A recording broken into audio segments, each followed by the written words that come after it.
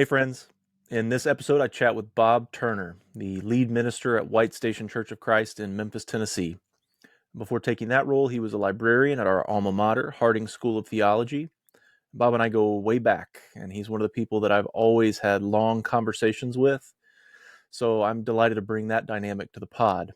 We talk about what it means to become a multicultural church, racial justice, the place of politics in church, the prioritization of ministry opportunities, and the nature of congregational leadership. And we banter a little bit about one of our shared passions, coffee. So let's get to it. Episode 8 with the Bob Turner.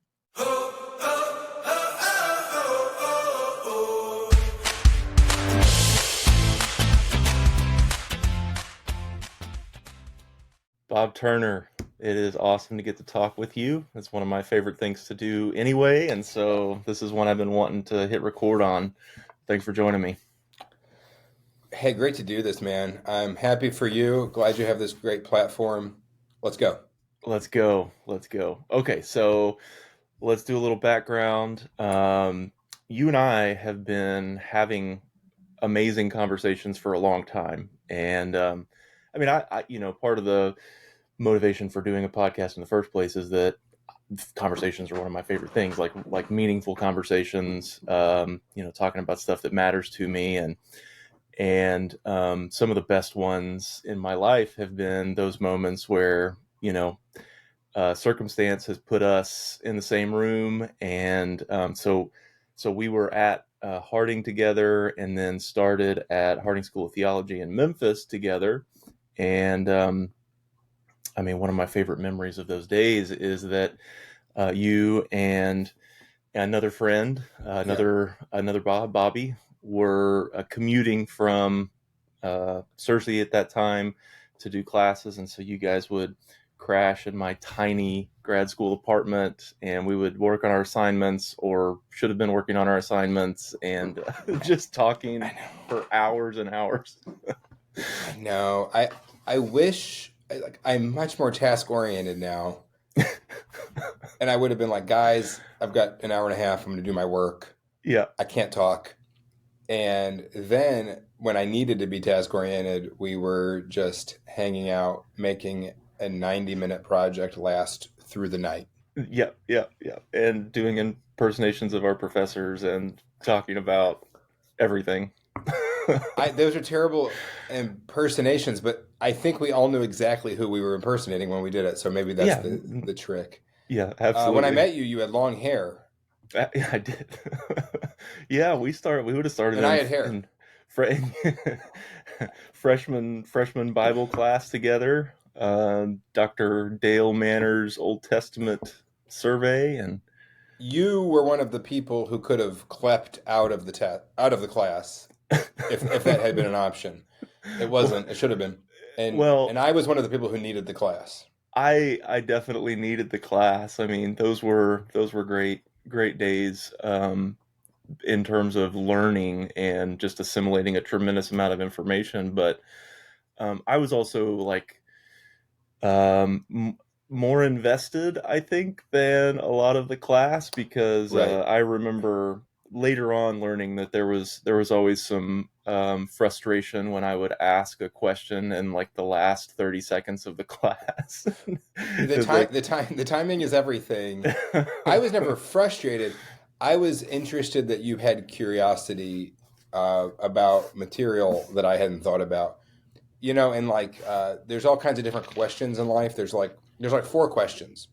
There is the person who genuinely needs the answer, wants the answer.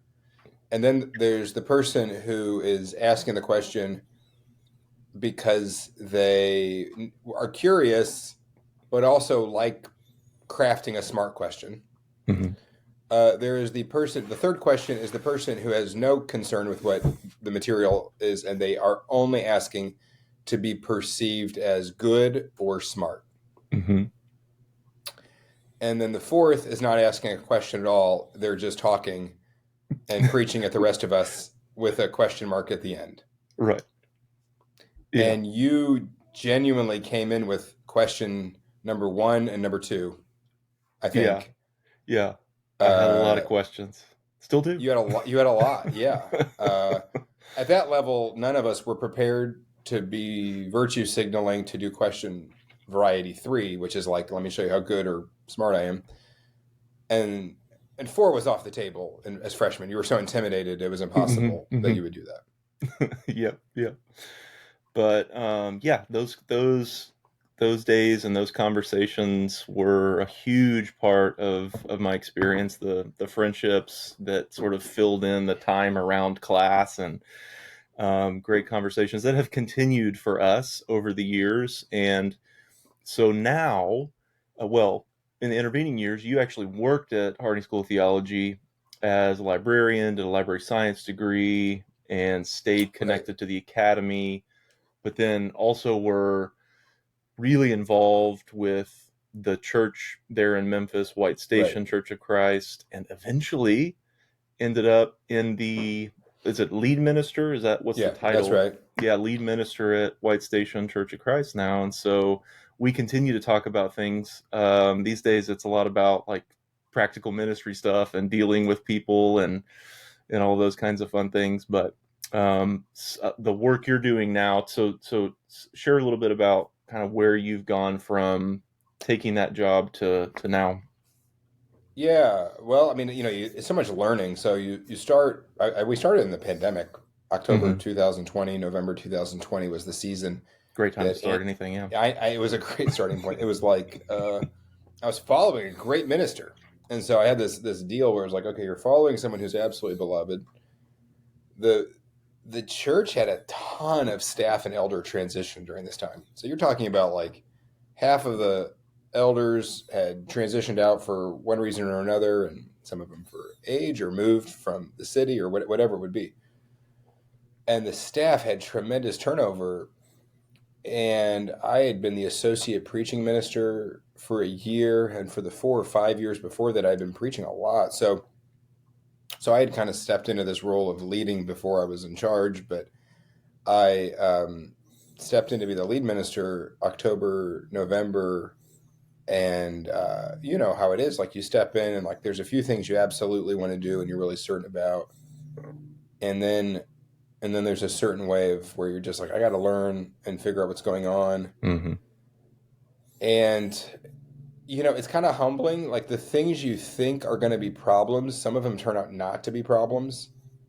Some of the things you didn't see turn out to be pretty complicated, and that was, and then you have the COVID on top of it. So that was kind of the where we're at now. That it's 3 years past, I kind of get to look back and be like, okay, we were running a bunch of experiments. Those ones worked. Those ones failed. Let's figure Hmm. out what we learned, and almost you get to reset almost and do this again because Yeah. it has nothing in common with November of 2020.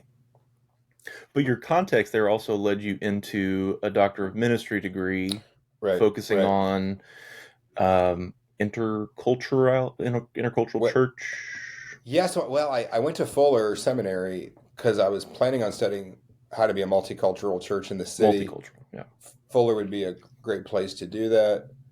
It's interesting. So I was like, okay, you got to go to Fuller for if you want multicultural studies. That's like their signature for 100 years. And I'm like, let's do this. So I get in the program. I'm like, and I told him, like, I want to do this, what I wrote, like, whatever essay you have to write to get in or whatever. I said, like, I want to do how to be a multicultural church in the city. White Station's been doing this to some degree for decades, Hmm. and with stories of success and stories of failure or whatever, and like we need to do this really well. So but it was interesting. I got in, and there was a few professors I really wanted to be at Fuller to be with, and then when I got in, one of the things I enrolled in fell through. They had an accreditation issue where they couldn't offer a class in New York they were planning on offering, and so I was stuck. I didn't have my plan fell apart, Hmm. and they said I was like stuck. I was like, oh, I don't know what I'm doing now. And there was this cohort available called Leading Change, and it's where you take the same class and with the same people for 3 years, and that's your program. So you're locked in with one person, and they're going to do the whole program. And the professor's Todd Bolsinger, and he's all about adaptive leadership and Mm-hmm. how to like change an institution and how to appreciate where you are and let your context be your guide, kind of. And I was like, um, wow, okay, well, this is really what I needed. So I said, as long as I can do this particular program with a view to multicultural church, then this is what I want to do. Because that's the multicultural element, is like, what is the context God has put in front of us? How do we Mm-hmm. adapt? How do we make the right changes? Not about having some grandiose master plan. So my biggest change was just changing my own approach to how I'm going to do that degree. And so that's really interesting. It turned out to be the perfect program for what we're doing at White Station, because there's just so much adaptation that's required. Yeah. Yeah. I'm sure Absolutely. for everybody else too. Yeah. Well, but what was it about your context in Memphis, in particular, White Station's history, that made multicultural ecclesiology the focus for you? Like, and give us Right. a sense of like how you understand that term. What does that mean? Totally. Yeah. So a few things. So White Station was planted in 1954, probably as what would be called like a suburban church at the time, because the city limits of Memphis only went so far. And so if you look at our neighborhood, we're planted in, like, there's still a few old estates and things like that. But Mm-hmm. anyway, but White Station's story from pretty close to the beginning had a vision and a dream in it that we would be the church for the city. 1968 is where people mark, of course, Martin Luther King's visit to Memphis and his ensuing assassination.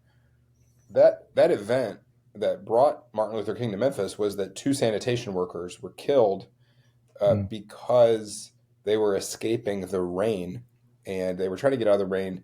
And apparently, it was customary for sanitation workers, when it rained, that they could go stand under a carport or stand near a person's house under a tree and avoid a rainstorm. Well, that privilege was not afforded to black sanitation workers Mm-hmm. if it was a white home. And so oftentimes they would just sit inside of their garbage truck, up kind of in the back of the truck. Well, two men did that, and the garbage truck circuit had a malfunction, shorted or something, and the truck collapsed and crushed two men to death. Mm. Those were the sanitation conditions, in addition to having no benefits, having inadequate pay, having limited time off. That story of sanitation workers and how they were such an essential thing for the city, but such a thing that really hadn't achieved any sort of workers' rights, Mm-hmm. brought King to Memphis to protest and to march with him. And that's when James Earl Ray assassinated him. The street that the event happened, where two sanitation workers were killed, is Colonial Road, which was what I'm sitting on right now. White Station is on Colonial. It's 4 blocks down the street. I could walk there. It's less than a half mile. Mm-hmm. I go past it every day. So White Station was right where civil rights history was made. Mm-hmm. 1968, that John Scott was White Station's preacher. He was an interesting guy. He went to the University of Pennsylvania, studied Hebrew Bible, came here. He taught at the School of Theology, Harding, which was Harding Graduate School at the time. He taught counseling there, and I think his particular interest in counseling was hypnosis. When I was the librarian, we went through a lot of I asked him, why do we have all these books on hypnosis? And they said Mm. that was Dr. Scott's area. He was White Station's preacher at the time, and he preached a sermon called The Mind of Christ, which kind of challenged the racial norms of America and of the American South and of Churches of Christ, Mm-hmm. and basically said, like, segregation is not who we can be, and this is not Christ-like. And it was a really bold sermon at the time, and a lot of academic work has been done reviewing that sermon. And families left. There were people who wanted Oh, to be sure. in a segregated church, and families left. But most stayed, and most people were really invigorated about the work that God had led them to and that John Scott envisioned. So that's 68. So through the 70s, White Station does things like bus ministry and other evangelistic work, which in a city like Memphis, that's going to be multicultural work. Mm-hmm. And then through the 80s, through the 1980s, White Station would be in the middle of a city that was doing white flight, and so you can see all the suburbanization of Memphis. So, as an example, if anybody's familiar with Shelby County in Memphis, I saw a number where in 1970, the population of Germantown, which is Memphis's signature suburb Mm-hmm. and a beautiful suburb, but the population was 3,000, and then by the end of the next decade, so by 1989, Mm-hmm. it was 29,000. Yeah. That was true for all of the areas around the city. And so what you had for those of us in the loop, as we'd say in Memphis, those who were close to the urban center, which White Station had then become, even though it was the outskirts by 54, by the 80s and 90s, this is right in the middle of the city, is how do we respond to a community that is leaving the city? In the late 90s, White Station's leaders made a really bold decision. They said, we're going to stay exactly where we are, and we're just going to face whatever comes. And they anticipated that, in honesty, they anticipated that the community around the church building would become more, it would become less white, Mm-hmm. and it would become poorer. Those two things actually turned out not to have particularly happened, Mm-hmm. but it's but it is not poorer. It proved to be really economically stable, if not increasing. But that vision for the city and for kind of putting a stake in the ground and saying, like, we're going to stay where we are and minister exactly where God put us, and we're going to take whatever comes, Mm-hmm.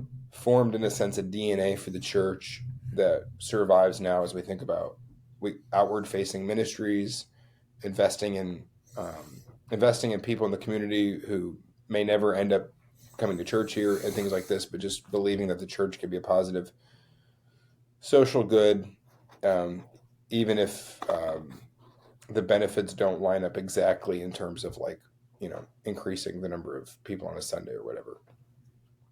Right. So that's the multicultural task. Memphis, Tennessee is 65% African American in the city. It's hard to get an exact read on what the Latino population of the city is, but I can't imagine it's less than 15% Mm-hmm. in the urban core. And White Station's population as a church now is at least right at 20 to 25% Latino. Mm-hmm. Yeah. So the context presses the leadership to center this concern, and I'm assuming that there's still like the composition of the church doesn't reflect No. the composition of the city. No. And you're asking the question about what it means to be a multicultural church as a white lead minister to a church that's still primarily white culturally. Yes. How to adapt in that sense, right? I mean, the question is, what does it look like to be multicultural given the norms and habits and Yes. just the de facto composition? Yeah, absolutely. So, and I, kind of exploring not multicultural, like we all just mimic each other or we try to be inauthentic to our own context or culture. It's not like that. Mm-hmm. But multicultural in a sense that in some ways, at least, you would do what Paul calls people to in Romans, where it's like, accept one another as Christ has accepted you. Mm-hmm. Or in texts about deferring your own rights for the sake of the gospel. Mm-hmm. So culturally, yeah, does White Station function? Could you walk into White Station and say this functions like a white church? Yes, you could say that. Do we function though? Do we function more like a church that has 20% Latinos than we did 5 years ago? Yeah. Yeah. Yeah. And so hopefully we're a church that kind of can be a church for the nations, Mm-hmm. and so people feel like they can be themselves here, Mm. and even though there might be a majority group, it's a group where everybody feels like their cultural expression is valued and that they're appreciated, and they don't have to pretend to be somebody else to be here. And certainly, we would hope nobody would feel marginalized. So we Yeah. think it's at the levels of staffing and things like this. It's just Mm. really important that there's a supremacy of the gospel, and that we're all one in Christ. But we also feel like there's a vision of even in heaven and Revelations, 5 and 7, where it's like, yeah, but we still acknowledge that there's people from different places here, and we name those names, and that's how God created us. Yeah. So, I mean, we've been talking about the the cultural divides in the expression of church for years and years, and I mean, I'm curious about like what motivates the vision of a multicultural church in this sense, right? So there's the kind of, I don't know if it's a cliche, but it's a an observation that seems to hold true in a lot of circumstances, that the most segregated hour in America is 10 o'clock on Sunday morning, or whatever the time is. And so there's on one hand this sort of criticism of like, well, churches shouldn't be culturally distinctive. They should be sort of a melting pot.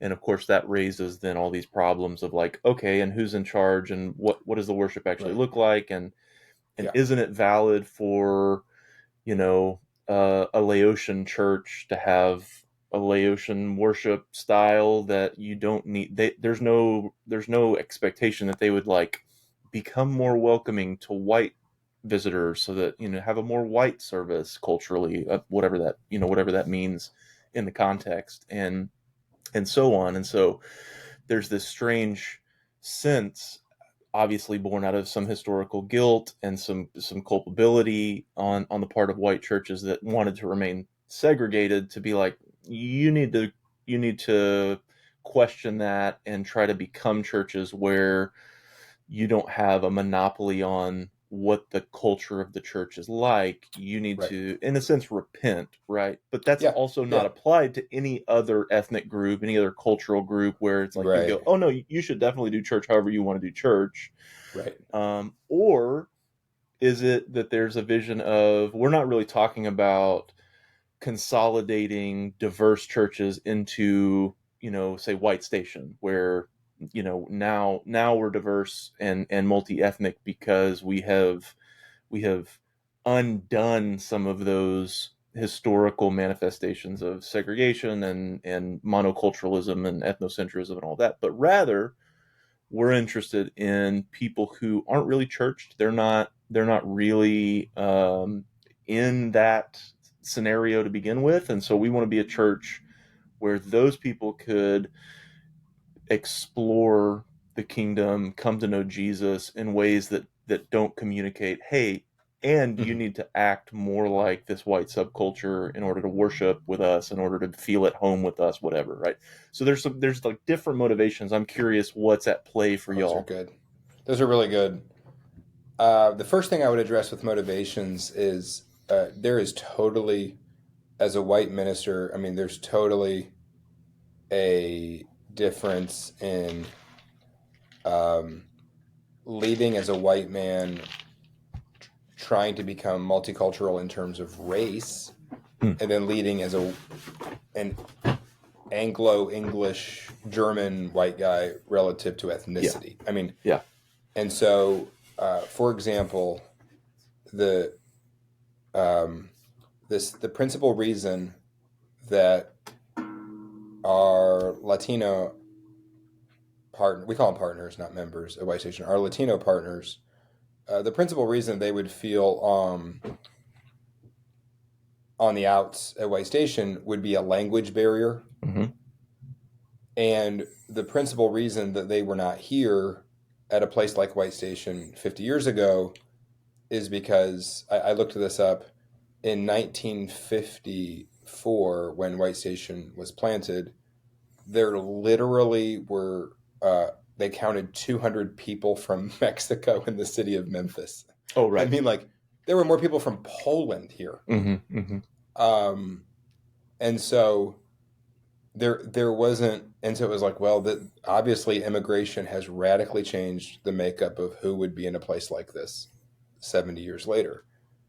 That is, could not be a more different story than what we have going on with racial difference, where the reason that many of our black partners would not have been in a predominantly white church was because they were not welcomed.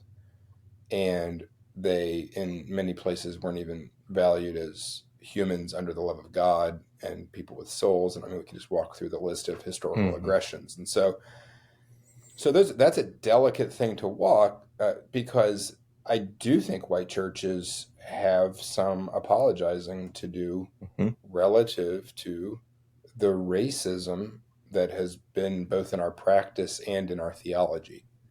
Yeah. That does not mean that we've been blameless as it relates to ethnic groups and immigrants. Mm-hmm. But it is worth saying that that was just, we could all be more multicultural. We could all be better to people from other places. Yeah. But we don't have a story in America relative to immigration that quite reaches what we had relative to race. Mm-hmm. And so the signature cultural difference between our English speaking services and our Spanish speaking services is language. And when you look at it, you're like, oh, there's a language difference there. The signature difference between people who come out of African American churches at White Station and people who come out of predominantly white churches is about worship style, church governance, Mm. Politics, Yeah. How they view the church, maybe. And so there's other issues there to attend to that I wouldn't think are quite as distinguishing features for our Chinese Americans, for people who come from Latin American contexts, and from people who come from Southeast Asia and some other groups we have. Interesting. So in this I want to say something relatively controversial. It's not, but Bring it. Let's do it. I just wrote about this a little bit over at theologyontheway.com, the Substack, and so it's something I stand behind, but I recognize that this particular scenario that you're talking about is actually an interesting place to explore the value of the distinction that I want to draw, which is that um, race isn't real, Mm-hmm, mm-hmm. right? That, I mean, Right. It's a construct of colonialist slave traders, Right. that actually it becomes real in the American context, for one, in the sense that it becomes a category that actually functions with, terrible effects. Yeah. But then when it comes to this moment in history, what we're talking about, even when we separate out language from other dimensions of difference in ecclesiological expression, we're still talking about culture. We're not talking about actual differences in kinds of humans. We're talking about cultural differences, and for um, Black people in America who come from all kinds of different ethnicities historically, the culture, the subculture that's functioning now corresponds to a label, Black American or African American, that is actually representative of cultural difference, not race, right? Because race isn't real. And Right. so Right. so I'm curious, like, when you're thinking through multiculturalism and the differences between, say, and Latino church members and Black church members in at White Station, how useful is that distinction to make, or is it essentially unimportant to sort of, because I'm asking because even as you were talking about the difference between race and ethnicity, you were describing everything as culture, which I think it is. Um, Right. Yeah, it's a and good point. so Yeah. anyway, Yeah, probably the greatest difference I would see, if I could make a difference, is just the context of being in Memphis, Tennessee, and what race has meant. hmm And um, this, I have no idea. I have no idea what the social perceptions are of Latinos in Memphis, whether or not Memphis is a good place for Latinos or a bad. I have absolutely no idea. hmm I am positive that Memphis has a scarred racial history. yeah, And so definitely I guess what I would say is, like, if you're a white leader and you're like, I think I'm just going to do business as usual and treat all people alike and tell them they're all loved by Jesus in Memphis, Tennessee, you're going to end up with a white group of people. right. And um, there's just a lot of power dynamics of unintended bias and things like that show up in that way. And so, yeah, definitely cultural perceptions and all of that play into it. I mean, it's all over it. Um, so Yeah, yeah. So is there inherently a problem with ending up with a white group of people? You know well, what I mean? Because like I yeah, could you think of brought I mean I could think of churches all yeah, over the country yes, or all over the world for that matter in different contexts where what you end up with is a particular group of people right, with shared interests and proclivities and cultural background and and yet there seems to be almost there it's not almost there's a moral dimension to this for say White Station where you go it would be bad in some sense if we yeah. were a white church where that was the way we do church. I would say it would be bad for White Station. I would not say it'd be bad for another church. Let me unpack that. So I think we're in a 65% black city. hmm We have people. We've always had White Station has always had people in its group who are people of color. Right. I think if for whatever reason, like if we did something that was next thing you know, everybody here is white. I would deconstruct the preaching and the practices and see what happened. Like, you were evangelistic, and yet you only managed to reach the 35, not even 35%, because you bake in Latino. Like, I don't know what I don't know what Memphis's white population is. It's probably less than 30%, 25%. hmm Like, wow, that's interesting. You sat right here in the middle of the city, and that's all you got. That's interesting. So I would worry about that. I grew up in an all white church, um, and that was in an all white small town in the upper Midwest. hmm Um, I There is no question that 150 years ago there were reasons where the town I grew up in was all white. There were attendant reasons. That said, um, I would not say the church I grew up in that the reason it was all white was because of racism. hmm I would say that being in a community where almost everybody who lives there is white is the reason, and so exactly. that would make it radically different than White Station. And I hmm think it'd be so disingenuous for that church I grew up in to go into the Cleveland suburbs and start getting it 25 miles away and start getting in schools and trying to recruit people who look different to come to their church just so they could feel better about their church. And Right, because diversity itself is not a good, or yeah, is now it? I would say, and by the way, if somebody asked me from the church I grew up in, if they said like, "Oh, that's such a shame," for example, I can imagine this conversation like, "Oh, you have this diversity. We don't know how we would have this diversity, and we don't know how to be multicultural." What I would say is, there's more ways to be multicultural than to have different color skin. Yes. And I would ask a really quick question about. I would say, does your church make multiculturalism in terms of social class a priority? Okay. There we go. And I would jump in there, and I would Yeah. say um, that I would be very explicit that social class, and the other one I would say is ability level. And so I would say, hey, listen, I understand everybody in this community looks the same color or is the same color, but on education, social class, ability level, Mm, um, I'd avoid those cliques of people who are just like us. yeah. And if you're faithfully being the people of the gospel, and nobody wants to come to this group who has no college degree or whatever it might be, I would ask some questions about how gospel centered this is. But that's I would pivot there. Yeah.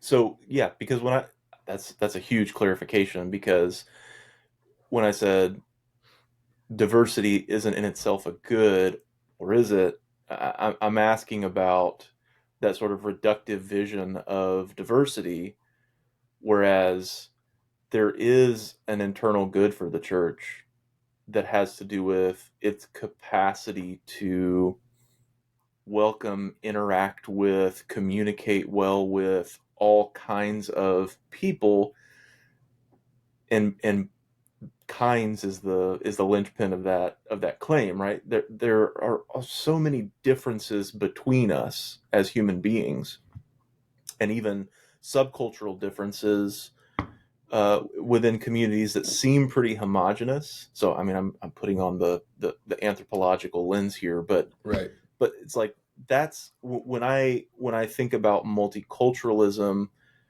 as an agenda or an approach.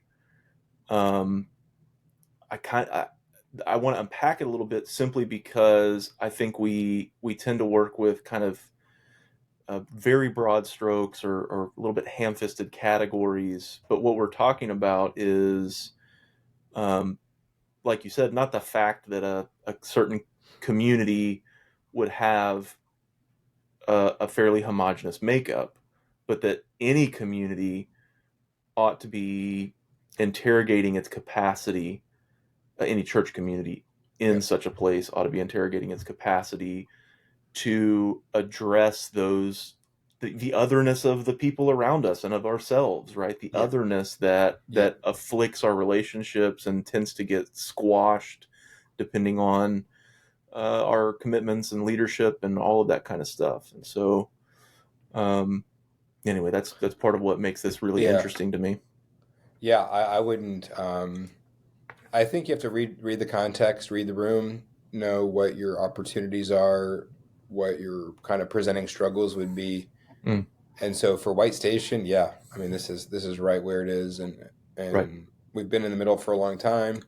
Memphis, Tennessee has been in it for a long time, but I'll be honest, there's other categories that we don't do as much with, and Hmm. so somebody could come to me and say, I mean, they could come to me right now and say, I don't really think you guys have been pretty quiet on the Native American situation, and Right. this maybe perhaps this is America's real original sin, or things like this, and I would confess, like, yeah, that's not in Memphis, Tennessee. That is not quite central to our definition of multiculturalism as the one right in our face, and Yeah. so I don't know that Jerusalem and Antioch need to have the exact same agenda.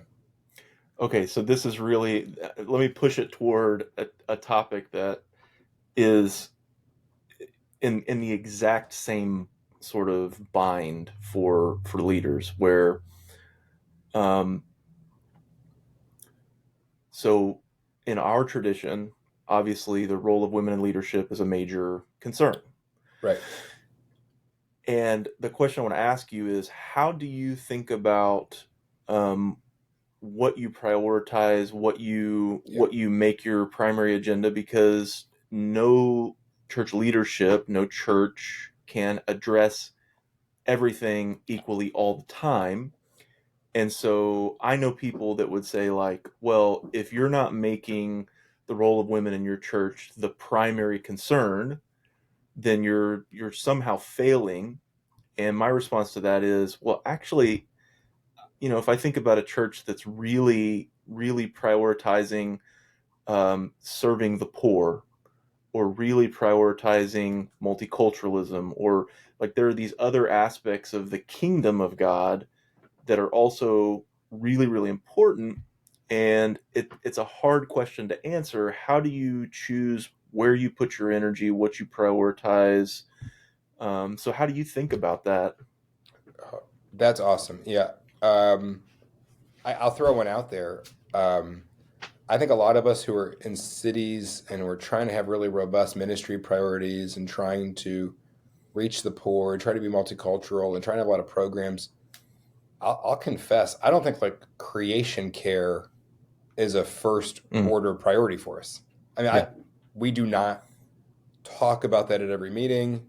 We do not object to styrofoam cups being used in our building. I mean, I've tried that one. I mean, I mean, we're just not like when we bring speakers in, we don't Yeah. offset carbon footprints. And I'm not criticizing any of that, but that is not something that the people that we serve think about.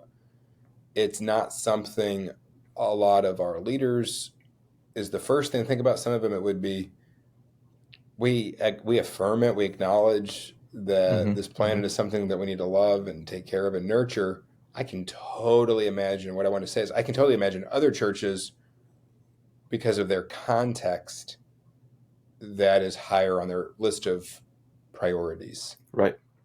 And I kind of hate that we have to play a sum zero game of priorities Hmm. to suggest that valuing one means neglecting the other Hmm. out of like malice or out of ignorance.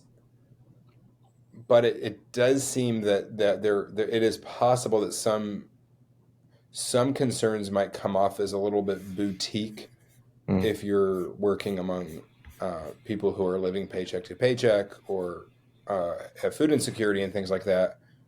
So in a city, in this context of working with people and trying to be multicultural, I think it is really important that we address things that they care about and that in their context they would put as a top level thing. Yep. There's no question right now that a lot of how we view a lot of these topics has to do with the level of education we have. And Mm. education access is determined largely by how much money your parents have. Yeah. And so I know everybody wants to deconstruct privilege, but the greatest privilege that we have is, and one, or at least at the top of the list would be being born to a parental unit who sends us to a really good college. Yeah. And if you had that, you're at the top. Yeah. Yeah. And it,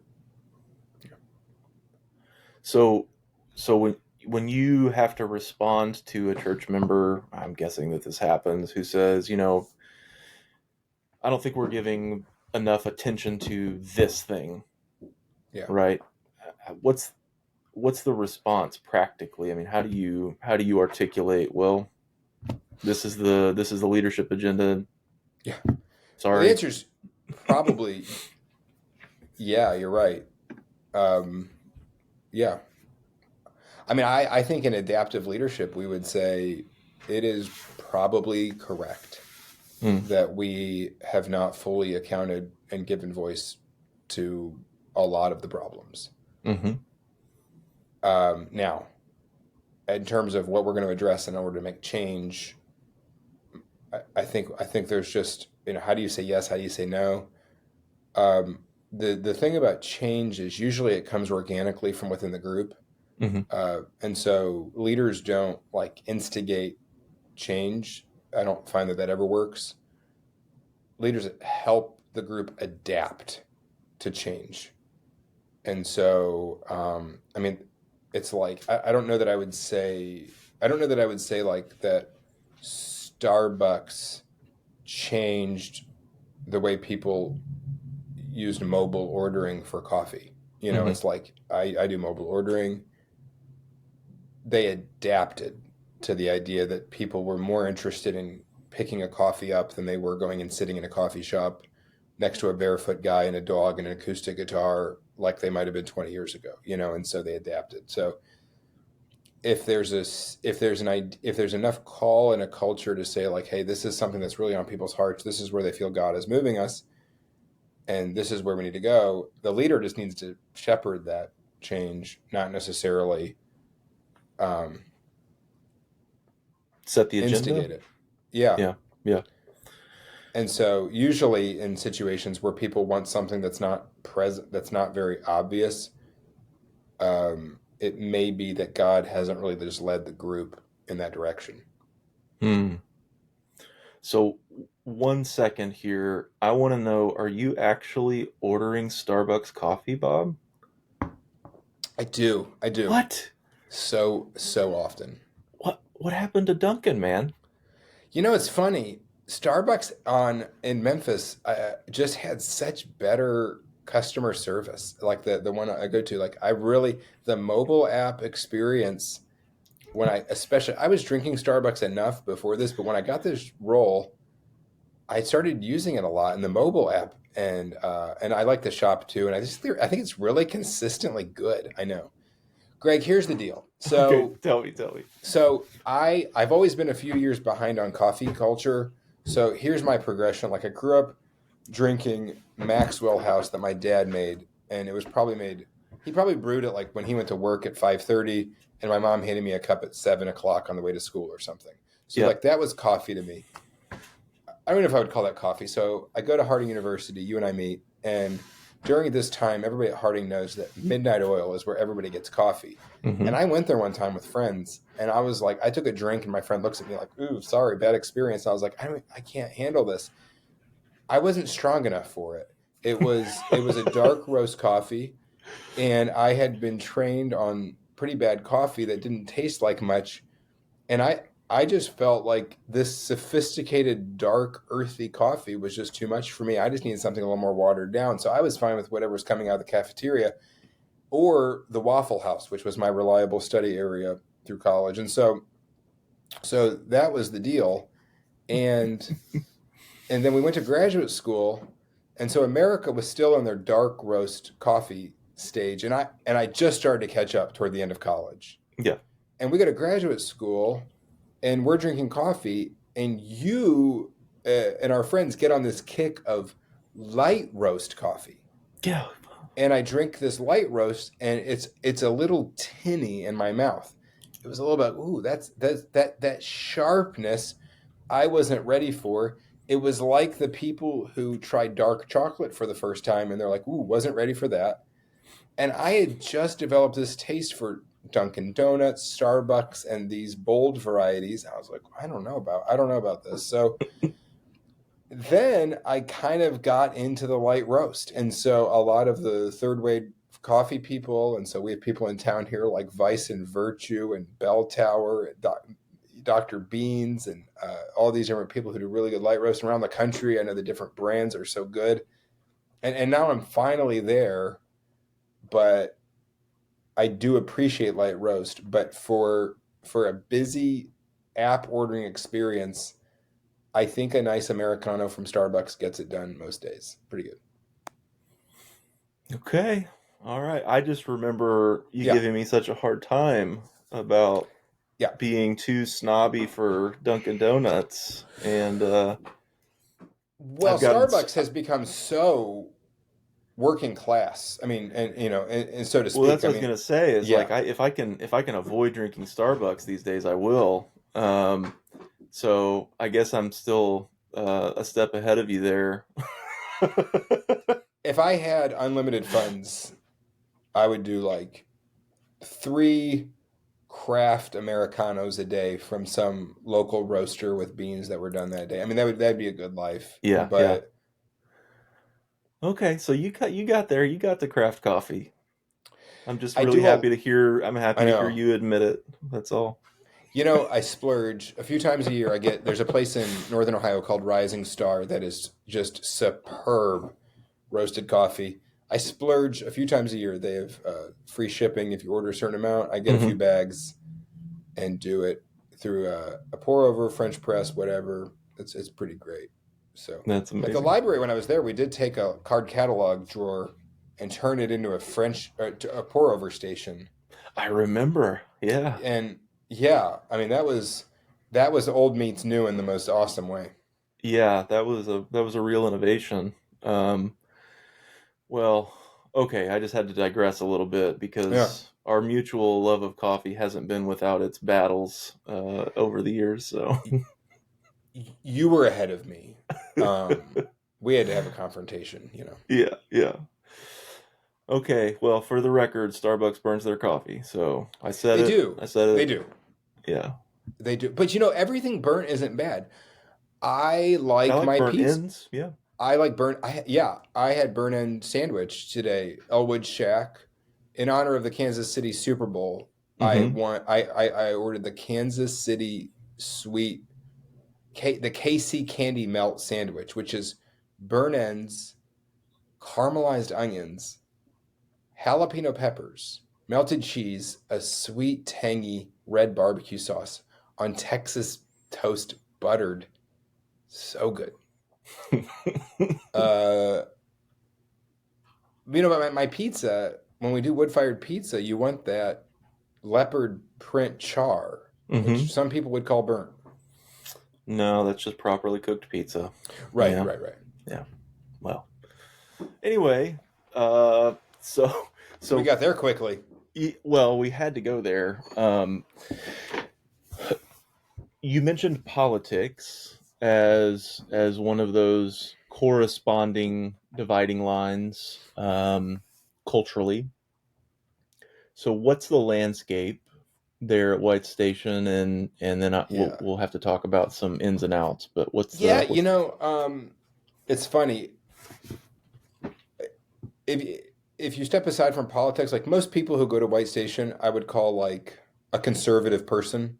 hmm And what I mean is like they have a conservative lifestyle. They have rhythms and habits in their life, and so if that's a way that they like to evaluate something before they make a decision, and they like to look at all the options of a change before they make it, and so um, I think churches and churches of Christ tend to attract people who at least have some sort of conservative bent to them, hmm and if it ain't broke, don't fix it. I don't know at a church like White Station even how people vote. I do know that many of our people, no matter where they are on the spectrum, do not want politics to be part of our preaching. mm, And on both sides of the spectrum, I've had people tell me that. And I don't preach a lot of politics. And so they have said like that's not the place to do it, which is good because I think, the US government prefers we not use our pulpits for politics either. So yeah. um, that's helpful. So when you say that, you mean specifically talking about party politics? I mean, because I think, Yeah, tell me everything's if you would political. agree, but I mean, I would say that the Yeah, gospel is necessarily political. absolutely. It's Uh, necessary. Yeah, yep, yep. I didn't mean s- to reduce that word to just kind of like Trump yeah, no, versus just a Biden. clarification. So you're saying when your church members say that, they're saying don't take a party line, Yes. or is it even more don't touch political hot topics? No, don't take a party line. Hmm. Don't reduce the gospel to just kind of like which flag do you wave, which side are you on? Hmm. But uh, definitely, if you go to like the view of politics that you would have, you know, in Jesus, Mm-hmm. a city Mm-hmm. on a hill, a palace, or your citizenship is in heaven, but you live in Philippi, right? Mm-hmm. And so, may your kingdom come and your will be done on earth as it is in heaven. That's Right. citizenship. That's politics. And so in that regard, every White Station's highly political if that's what it means. I mean, Okay. if the question is how does the gospel influence the city, this is just an incredibly political place. And so Okay. people want to know, how does the gospel influence homelessness? How does the gospel influence racial justice? How does the gospel influence how children who are put in state care into the foster system, how does their foster journey begin? I mean, we're Right. very active in that right now. And so, insofar as we can help those broken systems heal, then we're going to do it. And Well, but so, okay, so the yeah, people who want to take a more political, in the reductive sense, approach to preaching in the church and so on would say, well, I mean, you just said, however, we can change those systems, and the way that you change those systems is by participating politically, right? And so, you coming into the position in the middle of COVID, that means you come in just as the George Floyd thing blows up, and you have Black Lives Matter protests and then counter protests, and and I have to imagine in Memphis, I didn't see any specific coverage of that, but there must have been quite an uproar in terms of political demonstrations and so on. Can we talk Um, about that? yeah, let's talk about that. I mean, I want to talk about like so what's the response from the pulpit to that situation? If it's not Yeah. political, what's the council, the church members who are saying shouldn't we be marching or Yeah. not marching? What does that look like given what you said? Great question. We have people here who marched with King, which is great. So we did have, Right. there's people here who did that. During the George Floyd, it was interesting in that summer, and there were some demonstrations around the city. There were some marches. Mm-hmm. There were a few pockets downtown that were kind of lively throughout the thing. Um, as you know, the media coverage was prone to sensationalism, and Oh, would you say don't things say. like our cities are enraged and Right. communities are burning, and we would say these things, and that was not true. Yeah. And I'm fully aware there were neighborhoods in like white gentrified Seattle and San Francisco that were losing their minds and lighting stuff on fire every night. I intentionally in 2020 drove around some of the poorest and most predominantly black neighborhoods in the city, and they looked like they usually do, and they were people trying to negotiate a pandemic and get on with their life, and obviously were deeply deeply troubled by Mm-hmm. the injustice, the racial injustice of the world and what was going on. But the perception that these communities were just chaotic every evening was just a gross misrepresentation of what I saw in Memphis. I made an explicit, and that's to say, did people care? Of course they cared, and they Mm-hmm. were tracking this deeply. And I would even say what hit Memphis deeper than George Floyd would have been the Tyree Nichols beating Mm-hmm. 2 years ago, where we had just an egregious, atrocious act of police brutality against this man. And so yeah, the community really cares about that. So as a leader, how you guide this is it does feel delicate. You're like, we want to participate in ways that change it. What does political involvement mean? Mm-hmm. Um, is political involvement mentoring a child who's in fourth grade in a public school? Well, we do that. I would say that's incredibly significant for changing the landscape of the city. I would, but it's not the same as voting. And so, we can say on both sides, people could criticize, well, you didn't tell your people to vote, but you told them to mentor. Okay. Mm-hmm. Um, is raising money as a church to invest in needs around the community related to poverty, racial justice, immigration. It's political. But it's not the same as voting.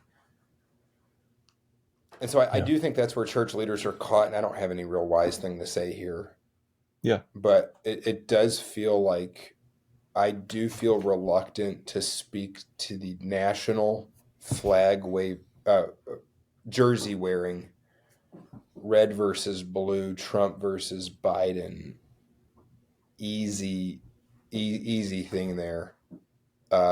I do feel like the church has a richer, more gospel filled response that still addresses a lot of those issues, Mm-hmm. but doesn't get caught in the partisanship. Yeah. Right. So part of what develops in our conversations over that time period is what we call tongue in cheek, but very appropriately, safe space conversations. Right. where one or the other of us will call and say, "Hey, I need to talk about this, and I can't say any of this on a mic." Right. Well, here we are on a mic, Thanks for bringing it but up. yeah, yeah. But I just want to like, to me, it's interesting that that phenomenon is interesting, where we recognize, being in positions of leadership, that there are some things that are really tense. They're really fraught for the members of our churches, and on a national scale, on social media, there's this gross tendency to virtue signal, and to like speak in really absolute terms and so on. And what that does is it creates the sense that if I try to speak nuance, if I Yeah. try to say yes and but also there's a danger there, it's not Hmm. it's not really safe to do that work, which to me is really, really important work as theological leaders, right? I mean, which I don't know if you would describe yourself that way, but that's how I think of congregational leadership. I mean, we're involved in Yeah. in talking about God and leading the church in a significant sense through that process of thinking well and speaking well about God and things related to God, so everything. And and nuance, you know, not just saying yes to something that sounds pretty virtuous to say in the moment, or sounds important, feels important in the moment to sort of stake a claim on, to say yes but, or yes and, is like dangerous. And Right. I I don't think there was, let me just say personally, I don't think that that's about like cowardice. I don't think that's Hmm. about just self-preservation or something on our part, but a discerned sense of like, we have to be really careful here, but I still need to talk this out. And so I'm going to call Bob. Um, I mean, what do you make of that dynamic? Because it's pretty frustrating. I mean, Yeah. we expressed a lot of Yeah. frustration along the way of like, why can't we just have this conversation publicly? Totally. I'll say this, and it's interesting to me. This is a social media phenomenon, in Okay. my opinion, and I think I think, or it's if you're just dealing with a super antagonistic person. Um, and so what I would say to that is like when I preach, there are people who, whatever topic it would be, whatever topic, there are people who don't align with me 100%, who appreciate something that I said within what I said without holding me to a 100% alignment. And they certainly don't believe that I should have said it exactly the way they would have said it. Mm-hmm. Like in the preaching act, first of all, like when people hear you, like they don't hear you like you're a transcription where they can just go word for word for word for word. And well, you should have used this word, not this one. And so in a sermon, if I were to say, let's just use one here, but if I were to say, like, man, we need to hold police accountable, Mm-hmm. and we need to, as people, we need to use whatever influence we have to make sure that our police force isn't operating as an anxious system, but is instead operating as a law abiding, justice governing, healthy system. Then I would say probably their funding is appropriate, but how they're leveraging that right now could be better. So let's work on that. Does that make sense? Yeah, yeah. So that's the but, right? It's the So but. we need And so I like, didn't say defund the police, right, and I also didn't say uh, all praises to the police. These are good people, and there's a few bad apples or whatever. I right, mean, right. those are the polls or whatever. And and that's the thing. But if I said that in a message, like I don't, at White Station, at least, I wouldn't have a stack of emails the next morning. How dare you? Mm-hmm. On Twitter, I'd get crushed. Right. Yeah. Uh, People don't come to church to criticize. Mm-hmm. Now, some of them occasionally give the appearance that that's what they're doing, Right. Yeah. but they don't. They come to church for all of the reasons. And so I find locally within my context and the people who know my heart and the people who I have a trust with and the people, there's a tremendous sense of grace that you don't get online to just nail every sentence correctly, because online people literally might have logged on that day to go in and argue. Mm-hmm. And so on those sensitive topics, I do feel like churches are much more graceful places for the occasionally inarticulate like myself. Mm-hmm. Um,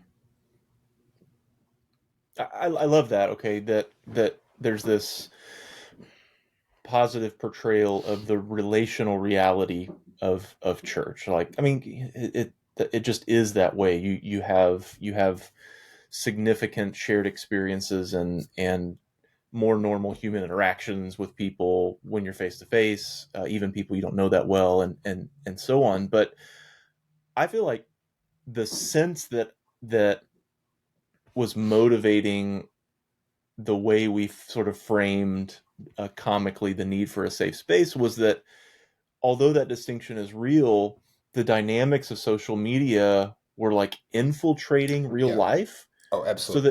that people are, I won't say were, I'll say are way more prone to experience a conversation as though it's an exchange of tweets. Wow.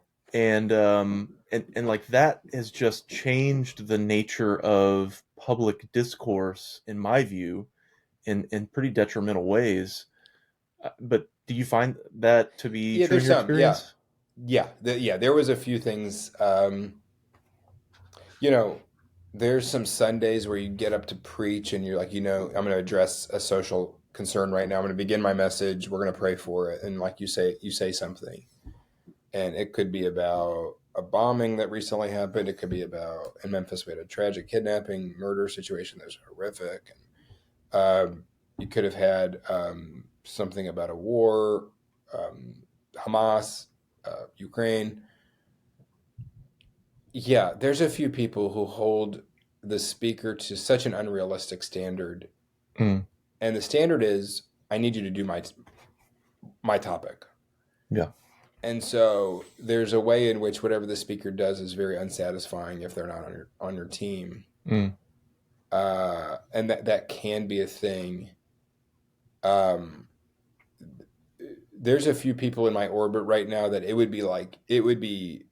it is impossible for me to match their level of conservatism. mm-hmm. Okay, like I mean, it's like I can't in my person become as conservative as they would like me to be Yeah. politically. Yeah. I mean, these aren't people very close to me, but does that make sense? Yeah. Like they are in a game of like one-upsmanship on conservatism that that makes it really hard. Probably some of that's been exacerbated by social media, right? Where that has not just found an audience, but also there's been some gasoline on the fire. Um, Thankfully, White Station is not very hospitable to that Mm, at all. And then there's some people who have their own personal angst and anger, whether it's from life situation or maybe just a gross sense of entitlement where their parents never had the audacity to tell them the world didn't revolve around them or something. mm-hmm. And they can be really inhospitable to any leader. Right. And so it's not me personally, it's that they are in a toxic system where any leader is a problem because that leader threatens their orbit. Mm, mm, Um, so yeah, definitely. I mean, what you and I have probably talked about it, but like one of the things that was circulating on Facebook and stuff like that was like, if your preacher does not address this on his Sunday message, find a new church. right. And it was like, okay, thank you for letting strangers decide how you're going to relate to the preacher who visited you when you had your first child. Like, like that's, Goofy. that's That's yeah. like, I mean, would you allow, I mean, I would never say like, if there was something on social media that said like, um, uh, if your mother did not spend $300 for your birthday this year, it's time to like you would be like, I don't care what you think about my relationship with my mother, Yeah. Yeah. like stranger. But for social media, because of the diminished ecclesiology for both the left and the right. So, I mean, the left has just an increasing distance away from organized religion. Ryan Burge has covered this so well Mm-hmm. in his subset. You read Ryan Burge, right? Yeah. Yeah. And like it's like there is a pivot away from organized religion on the left, and then there is a faux evangelicalism on the right, where people are identifying with a set of Christian values, and many of these people claim no church participation. They have not been in a church for weeks, months, years, Mm-hmm. and are saying, I believe the Bible is God's word. I believe the church is God's people. I believe that, I believe in the Trinity. I believe in the atoning death of Jesus. Russell Moore's covered this stuff really well in his work. And so the church is stuck where on both sides of the current political discourse, the view of the church is just marginal. Right. And like the ecclesiology of Martin Luther King Jr. would be a shock to the system of both political parties in America. That's right. That's right. Not to say somebody like Dietrich Bonhoeffer, who told us like your view of the church is so high that you don't even care what any of your worldly ambitions are or anything like that. If you can find intimacy with these people of God's people who are close to you, then you have everything you should ever want. Right. Yeah. Yeah.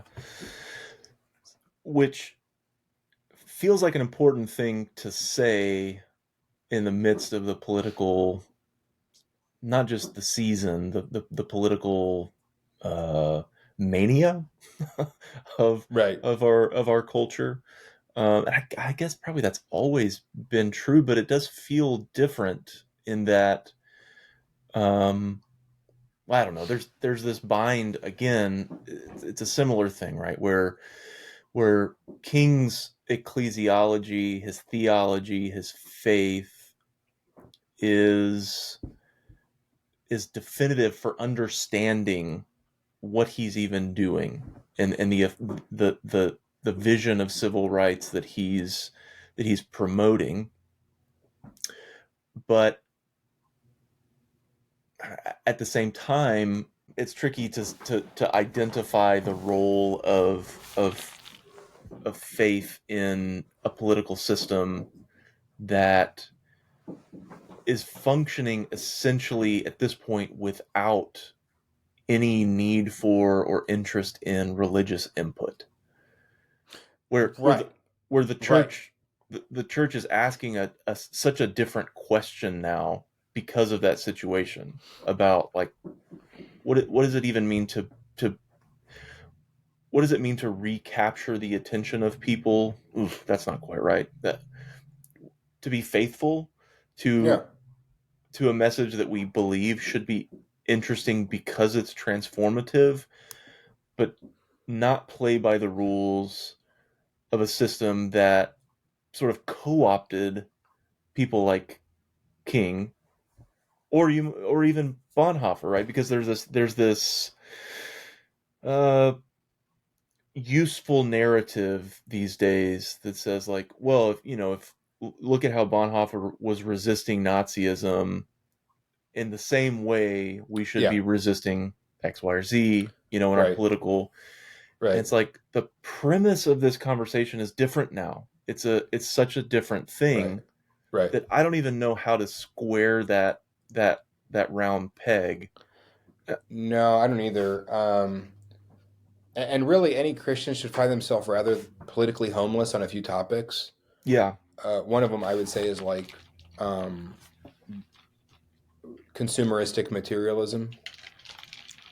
Um, and so it's not like there's a party for you Yeah. um, on Jesus's teachings on fleeing the temptations of wealth. Mm-hmm.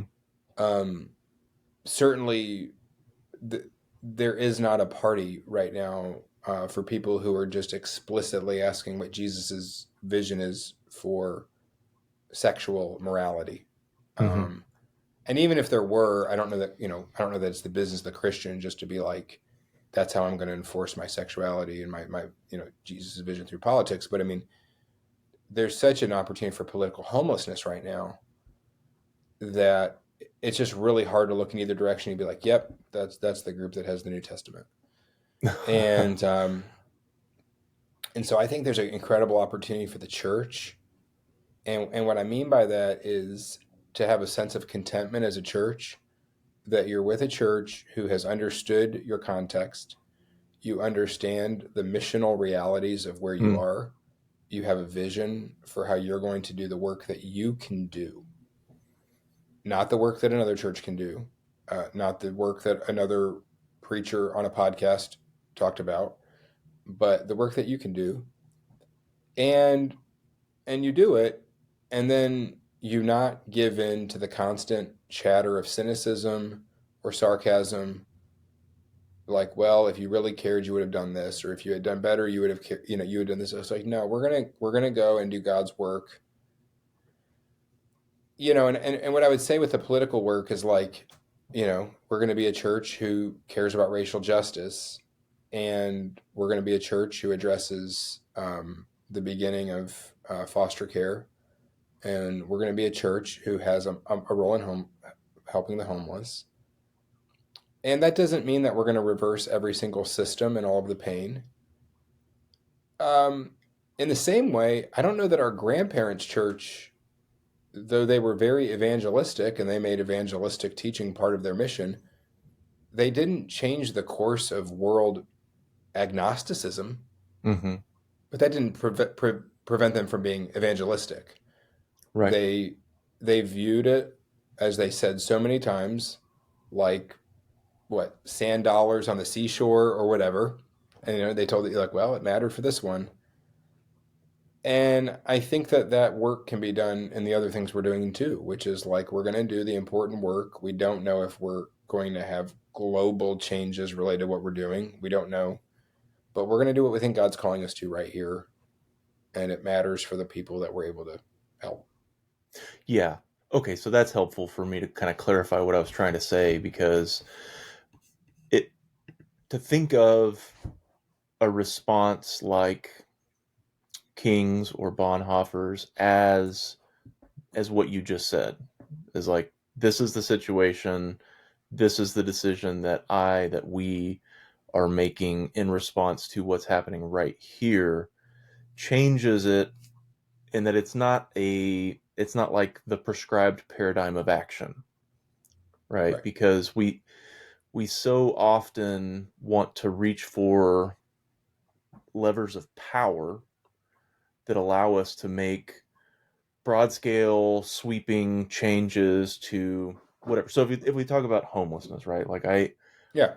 I I recognize that on a okay, there's a systemic problem that contributes to homelessness, right? There are some matters of legislation and policy that Housing.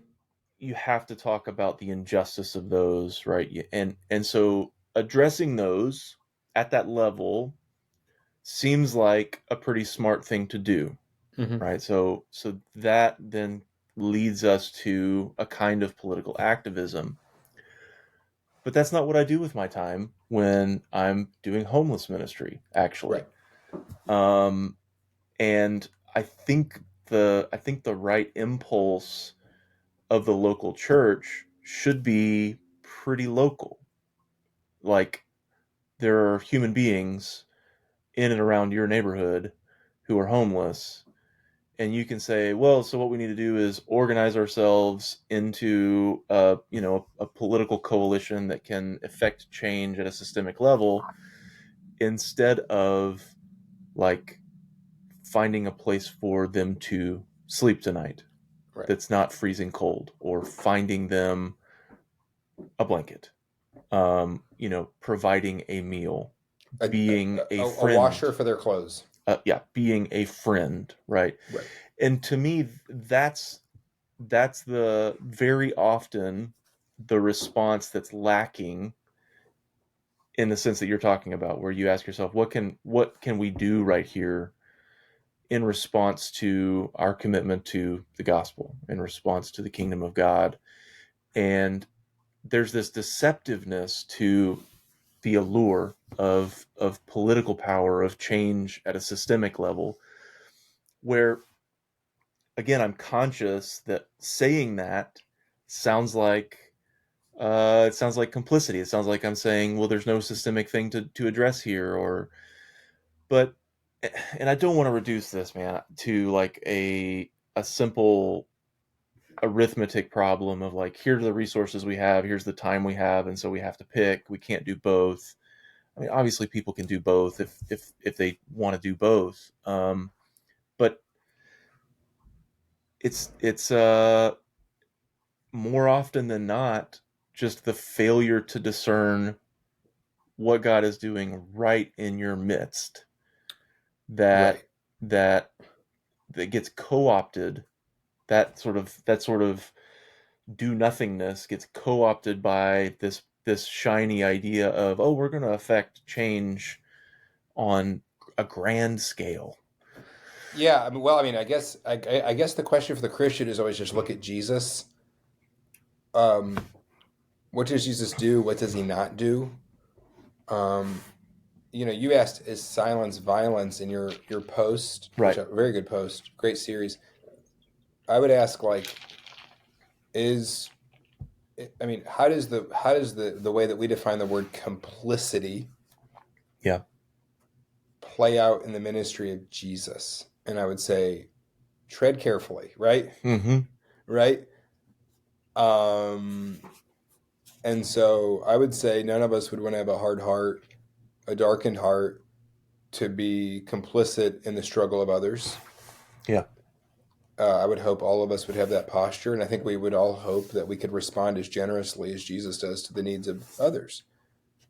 It's just also we have to look at the texts as they are and acknowledge that Jesus spends much more time with people in a status lower than him than he does with the levers of power higher than him. Mm-hmm. And that there's Now no with Paul we can evidence. make a with Paul we can sometimes make an opposite argument, right? Like Paul tries to organize sometimes to get to some people where he can pull some of those levers, right? Or at least testify to the gospel. But Jesus's ministry is either with the marginalized or with the disciples. And so affecting systemic change on a broad, large scale, I don't see it. I Um, don't either. I really don't. I I would want to go farther and say there's no evidence at all that Jesus thought that was a way to affect the kind of change that, I mean, there's no doubt that he's a change agent. Like, that's the whole message is repent, right? I mean, it's like, it's right, literally do right, different things than you have been right, doing. right. The kingdom is radical transformation. There's no evidence that he thought the way that you're going to affect that in the name of God is by reaching for those levers of power. And even with Paul, man, like, I get what you're saying. He has no qualms about it's not like he wouldn't preach to people of higher status and expect them to then live in a different way that would have a different kind of ripple effect. But at the same time, the Right, question of slavery that we right, circle and right, circle and circle around in the New Testament, it's right. there because fundamentally the Apostle Paul chose not to address slavery on a systemic level. He chose to That's right. address it on a congregational level. on a That's right. personal level. That's right. And so again, there's just no evidence that at least the authors of the New Testament thought this is how you change the world. You fix the system from the heights of power. Uh, Rather, Yeah. there seems to be a vision of like the transformation of relationships, personal behavior will ultimately change everything. Absolutely. Yeah, I don't know. I was at a seminar recently, and the illustration the person kept using is this idea. Um, they were talking. We were at a thing talking about investing in neighborhood schools and some of the work that White Station does with schools. And so, like the illustration they use is like you're in a river, and like you're not catching any fish, or the fish aren't healthy, or whatever. And it's like, well, you have to go upstream and see what the issue is. And so you go upstream and you learn that there's like a chemical plant dumping into the river. And it's like, oh, now if we can fix the chemical plant, we will have solved our problem because the fish will now. And it's like, unless we go upstream, we'll never address problems. Unless we go upstream, we'll never address problems. Mm-hmm. I don't know that I see Jesus going upstream as much. Mm-mm. And so I'm just going to like lay it out there. Like I'm happy. I'm totally happy to be wrong. I'm Yeah. totally happy to be wrong. I would just need, we had Rick Oster, so we'll talk, but like, I would just need somebody like Rick Oster to say, can you show me a text? Mm-hmm. Can you show me, is there a verse that you would like me to talk about right now? That's what he would say to us when we were next to Jesus, right? Like, we can believe anything. Let's just find a text that supports that. Like, is there any text you would go to?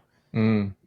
Um, and I'm definitely not saying that Jesus doesn't believe in the social structures that produce these things. Right.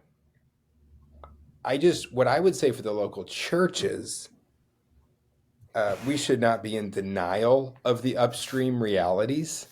Okay. Like I believe in them. Like we should acknowledge them. Mm-hmm. Mass incarceration has problematic side effects. Yeah. Period. Okay. Yeah. Like I'm not interested in denying that at all. Like that is a reality. Um, if you look at a topic like homelessness or whatever, if you want to use homelessness, I just don't know if the church is in its best place by saying um, that we're just going to keep going upstream, upstream, upstream. And so the next thing you know, the only ministry we have as a church is creating mental health clinics and building affordable housing. Mm-hmm. Like those are two wonderful things. Number one, I'm not actually certain it will help the individual sitting in your church's lawn right now who's homeless. Mm-hmm. I can actually make the case that it won't. That person may not be helped by going upstream in that way. Yeah. Well, and so my thinking on this is Yeah. that it's actually the transformation at issue here is more radical than those sorts of institutional changes. So like in Tennessee, the reason that here homelessness is the problem that it is because Tennessee some time ago closed all of its Right. mental asylums, right? It's Right. the mental health institutes where people with serious Right. issues would be housed. Right. And so those folks are on the street now. So many of them. I mean, I have meals with them every week. So many of them, drug use aside, which is in many cases just a complicating factor, not a sole factor. Drug use aside, they are simply not capable of living a normal life. Mm-hmm. Right? There's no pathway. It's not like we can work with them and figure out how to get employed and then get a place and sort out their finances. And it's not that. It's not fixable in that way. It is what it is, right?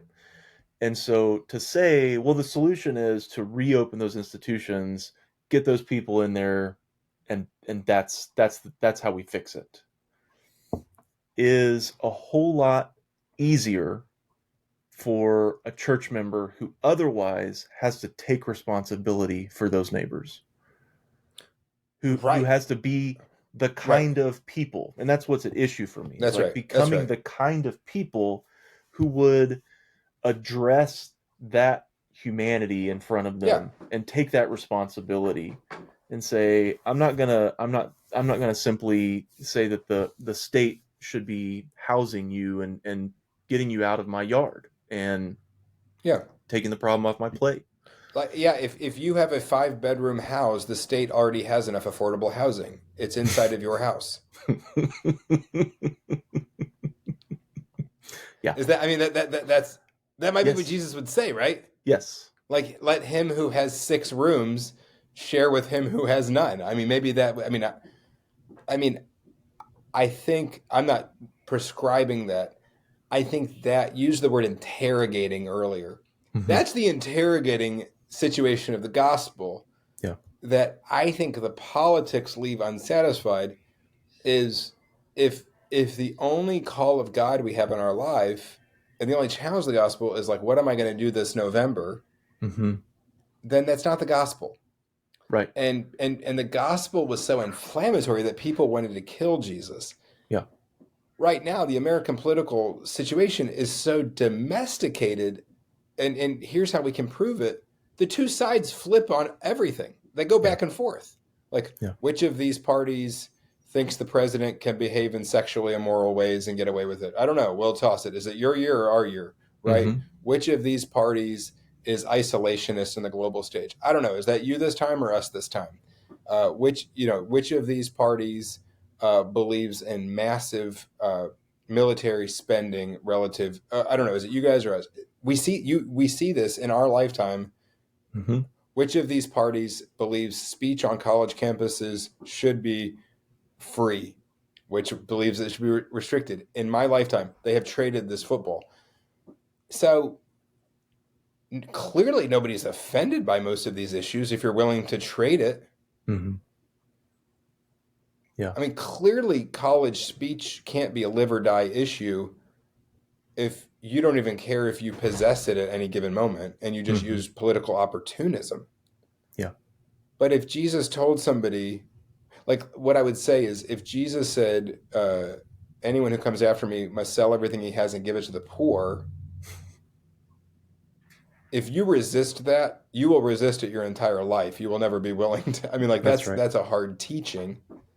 It's easier for a camel to go through the eye of a needle than for the rich man to inherit the kingdom of God. Like those are things where you're like, oh man, that's speaking right to me. So I would say Yeah. the teachings of Jesus are way too radical to fit inside of our current Right. political And so what I situation. want to say is like when I say deeper transformation is like the gospel doesn't create social justice warriors. It creates people who do justice. Right. And it's like that's Yeah. the difference between That's those right. two things is That's right. really significant, right? It doesn't Yeah. create activists. It creates people who act in particular ways Wow. in their relationships, and That's I right. just it's not I keep sort of circling around this, but as you said, it's not that there aren't systematic issues, and it's not that the New Testament isn't concerned with those which it calls powers and principalities, and there are evil systems and there are really large scale problems, but I just see a consistent um, approach to those in the New Testament that is about the transformation of human beings through communities of discipleship who become a different kind of person and therefore act in different ways in the world. And somebody has to be the tip of the spear on gross injustice. I mean, we can talk about Yeah. systems and systems and systems, but we have to acknowledge that if people truly experience moral transformation, if they truly do, then while they may occasionally be complicit, they will never be the aggressor in these horrific acts of injustice. I think that needs to be said. Mm-hmm. Tyree Nichols in Memphis was beaten not by a system. That's right. Now, there is a system that exists that is harmful, but there are other people in the city who function under that exact same system who are still with us today Mm-hmm. because Who've never beaten someone. Yeah. they didn't have the misfortune of going up against the 5 police officers that Tyree had. Yeah. And I think this is important. His fate was that he had 5 people who were not transformed by the gospel of Jesus, Mm-hmm. regardless of their system. And so while we want to address the systems are the way they are because there are bad actors within them Yeah. who haven't experienced individual transformation. Right. And to that point, the system is impotent in the face of that kind of transformation. Right. Right. If you are following Jesus, it doesn't matter what system you get plugged into, it can't make you do something like beat another human being. Right. It's impotent in that sense. I mean, I think that's Right. that's ultimately Right. the conversation that Paul, for example, is having about those systems. It's like that Right. Right. they're not powerful enough to resist that transformation. And so, what's the most effective means of change from that perspective? Well, And creating kinds of human it beings who does seem wouldn't. like, don't you think Paul's teachings on something like slavery do set us on a trajectory where it's like, man, if everybody is transformed in this way, at some point they will find slavery problematic. Yes, it absolutely does, It and does that seem to me, which is yeah, what makes it the problem. I just as I was reviewing Esau McCauley's book, Reading While Black, I identified like the most troubling issue is one that he raises, but he doesn't really respond to. And I don't know that anybody can. I mean, it's so hard to know what to say, but he and I share this view, which you just articulated, which is that the trajectory of the gospel is unambiguous on this. There's when Paul identifies slave trading as a sin, any Christian that takes that seriously is no longer going to participate in slave trading. right, And so as history progresses, the most troubling question is, why didn't the gospel have the effect on the church that it should have? Because the trajectory is not in question. right, The right. consequences of believing Jesus, That's right. not there's no question. And That's so right. the problem is, why didn't it? Why didn't it have that effect? Not would it, but why didn't it? And that's a really troubling thing to reconcile for someone like me who wants to make this argument, which is that if churches do the kingdom work and the discipling that they're Yeah. supposed to do, we should be producing people who won't participate in the system. And on the scale of the church, just say nationally, I mean, we could talk globally, but on the scale of the church, that should have unbelievable effects on society, that is the systems. And in really important cases, it hasn't. Yeah, but Yeah. Tom Holland's Dominion would say at least it did have some of that effect, right? Well, and it has. I was Yeah, going to I mean, say. like, I yeah, mean, I was getting yeah, a little long winded, but I will say no, it has. I would have and would make the argument that the abolition of slavery in the West is inconceivable apart from Christian theology. It's right. inconceivable apart from the social reality of the church. It That's does not correct. happen. Period. That's right. Yeah, that's what Holland Nor would does say. nor does women's suffrage. Nor does, I mean, just go down the list. That's Right. right. Any That's any right. of the social goods that we could identify in the Yeah. West. Free And mercy, yeah, uh, health coverage for yeah, strangers. I mean, yeah, incredible. yeah. And so on the one hand, it does have that effect. On the other hand, you have to look at the historical reality of how long slavery existed, how Yeah, slavery also equally, you have to say, colonialist slavery, modern slavery, wouldn't have existed without the sanctioning of the church, right? In absolutely. in That's a right. in a in a very Absolutely. Yeah, big sense, yeah, right? The church, yeah, not we're not talking about congregations or Christians as such. We're talking about yeah. the Christendom, right? And And even so, local churches in America, publishing and theologizing Right. held up toxic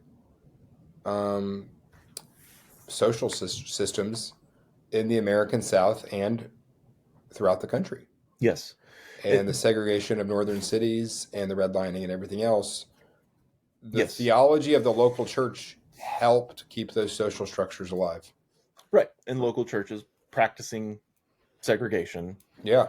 Sustained segregation. Like that's right. absolutely true. It's and it's also true that was unsustainable in the face of the gospel. And King is an expression of that, right? That's right. Like it's the church's own teaching that ultimately deconstructs its bad behavior. That's Absolutely. the thing that's the trajectory that's inevitable. But the fact that it takes as long as it does, the fact that people are as resistant as they are, identifying as Christians, saying, yes, I believe, blah, blah, blah, and yet still participating in that untransformed life is really troubling. It's very difficult to not say in the face of that, well, if it's going to take that long, then we need a better approach. And I get that. I feel the severity of that criticism. But it's interesting. A lot of people, and I think Tom Holland says this, is like a lot of the words we use, whether it be the word love or whatever, they've become so part of our culture. These Christian unique imports have become so part of the culture that we take them for granted. I'm interested in the word king. King Jesus, the lordship of Jesus, as a word that that's not part of the vernacular of kind of secular West, and yet it is one of these things where maybe that's, if you think about discipleship and lordship and kingship, maybe that's a place where Christians could continue to distinguish ourselves, since just saying that we stand up for peace and love, those words can mean absolutely anything at this point. Yeah. Or even justice. But the lordship of Jesus that locates what we're talking about within a particular story of particular teachings, and you don't just get to run and take those anywhere. Right. You saw some social media fuss during the Super Bowl with the "He Gets Us" campaign. Mm-hmm. I guess the "He Gets Us" commercial was that Jesus would never use the word hate. Except he did. Right. And there were people who had a concordance that apparently led them to passages in the Gospels where Jesus tells you, here's the people you need to be willing to hate. Yep. And obviously Jesus is like the most loving guy in the history of the planet. But that's an example of where the word hate has a social context in the way we talk about hate crimes and racism and bigotry and these kinds of things that have made people believe that all uses of the word hate are inherently unchristian. Right. When in fact, the Christ of Christianity is very comfortable using the word hate. Mm-hmm. And so you can even see in conversations like this, there's this distinction. We don't want to be defined by hate. I get it. I don't want to be either. But also, like, to say Jesus doesn't use the word hate, we need to be a little bit more within the story than that. Right. Yeah. So again, which conversation are we having? Right. Because in the church, we're playing a particular language game. Yeah. And the story, as you said, is the grammar of that conversation, right?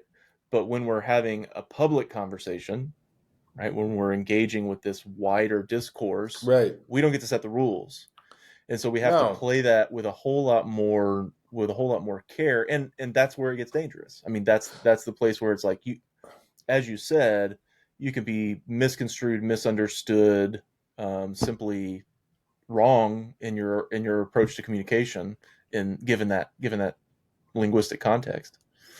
I mean, there's somebody on social media. I mean, looking at my feed or whatever, I don't post much. I mean, somebody who's there who's like, their definition of the word hate is like anti-Semitism, mm-hmm. and I don't want them to hear me as like, well, this guy, I've never heard him talk about the word hate, and he's defending it right now and thinking that this is actually there's times when Christians should hate. Yeah. They would have no context for appreciating what I'm trying to say that's uniquely Christian. This is where Hauerwas and Williman and Resident Aliens and Life in the Christian Colony and these kinds of things, it does seem like there's a way of Christians having internal conversations is really helpful, and there's a level of nuance that you're not going to get on Facebook. And I don't know why Christians try to fight intramural battles on public social forums. I don't know. Maybe I'm naive. I don't get it. Well, but there is the place for the public engagement, right? I mean, there's a need, particularly. So I'm attracted to the literature on the pastor theologian as public intellectual, right? Where there's this part of the job description that's not in the sense of evangelism, but in the sense of like representing a Christian worldview, in intelligible, winsome ways to an audience that doesn't Tim understand Keller, the terms of the conversation. Niebuhr, Tim Keller, these kinds of people who manage to cross over. You're wearing a shirt with C.S. Lewis. That's right. He's smoking his pipe. Your hat says whiskey. Oh yeah, sorry about that. So no, this is good. This is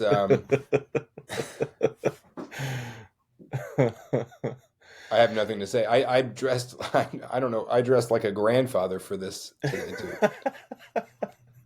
too. Just repping my peeps, I guess. Hey, do you have any concluding stuff? I do have to go. What do you got? Yeah. Okay, so we've kind of sorry, I have very virtuous things that I need to get to. You and I had a text thread recently where it was like one of us was like going to serve the homeless and the other one was taking care of some immediate social concern. It just felt very virtue signally the way we were signing off to each other. But mine is I need to get kids. But yeah, what do we got? Kids, there's virtue in that. So we've fairly well trashed social media, but where can people find you? You know, I write on Facebook sometimes, and what I'm doing on Facebook is I'm going in the opposite direction of all advice about Facebook, which is you're supposed to give a lot of pictures and you're supposed to keep it brief. And I have decided to put 800-word essays on Facebook for people to read during their times of busyness. So I'm swimming upstream, Bob Turner, and you can find me there. I have an Instagram account. I don't really know how to use it, so please don't go there. I don't check it. I don't know what's there. I have a LinkedIn account to look professional. But, you know, most of my work is totally local, and we're just digging right in on this community, trying to figure out what's going on here. And we love where we're at White Station. I love what God's doing here, and we're dug in.